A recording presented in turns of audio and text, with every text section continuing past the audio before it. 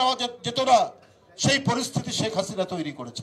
মঈনুদ্দিন ফখরুদ্দিনের ১/১১ যে সরকার, তাদেরকে দিয়ে জাতীয় এবং আন্তর্জাতিক চক্রান্তের ফসল ছিল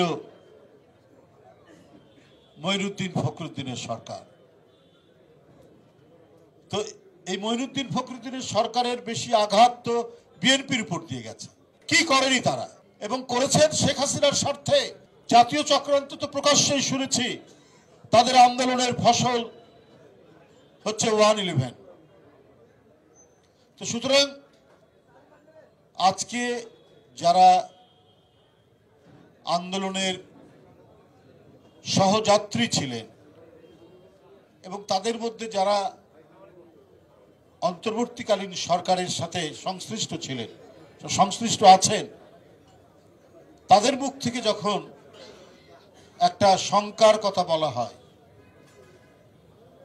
তো সেই শঙ্কাটা বিএনপিকে উদ্দেশ্য করে, তো সেটার তো কারণ কি, এটা তো আমাদের মনে হচ্ছে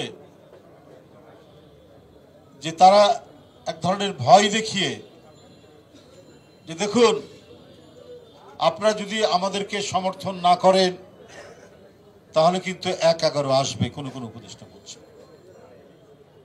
এই ভয় আমাদেরকে দেখাচ্ছেন কেন? আমরা মনে করেছিলাম যারা আন্দোলনে আছে প্রত্যেকেরই মতামতের ভিত্তিতে অন্তর্বর্তীকালীন সরকার একটি স্বচ্ছ, অবাধ, নিরপেক্ষ নির্বাচনের ব্যবস্থা করবে। এটাই তো শেখ হাসিনা করতে দেয়নি। এই জন্য আন্দোলন তীব্র থেকে তীব্রতর হয়েছে। তো এই পরিস্থিতি অতিক্রম করে আমরা এসেছি। তো আমাদের আর কি ভয় পাওয়ার আছে? আমরা লড়াই সংগ্রামের মধ্যে দিয়েই আমরা এগিয়েছি। তো সুতরাং আমরা জানি যে খুব কৌশলে কথাটা বারবার আসছে যে এক দখলদার গেছে, আরেক দখলদার তারা নানা কিছু করছে বলছেন। অন্তর্বর্তীকালীন যে সরকার, তাদের সাথে যাদের বেশি খুব সখ্যতা, তারাও এটা বলেন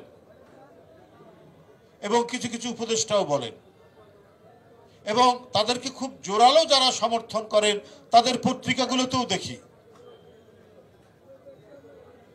নানা কথা। বিএনপিকে মেলাহীন করা, বিএনপির ভাবমূর্তি নষ্ট করার জন্য তারা বিভিন্ন কথাবার্তা তারা বলে বেড়াচ্ছে। ফান্ডামেন্টাল যেটা গণতন্ত্র, যে জনগণের নির্বাচিত লোকেরাই সরকার গঠন করবে, তো সেই সরকার গঠনে এত গড়িবসি কেন? সংস্কার নিয়ে এত বেশি কথা বলা হচ্ছে, মনে হচ্ছে যে আমরা যারা মানে রাজনৈতিক দলের নেতা কর্মীরা আমরা বোধহয় কিছুই বুঝি না।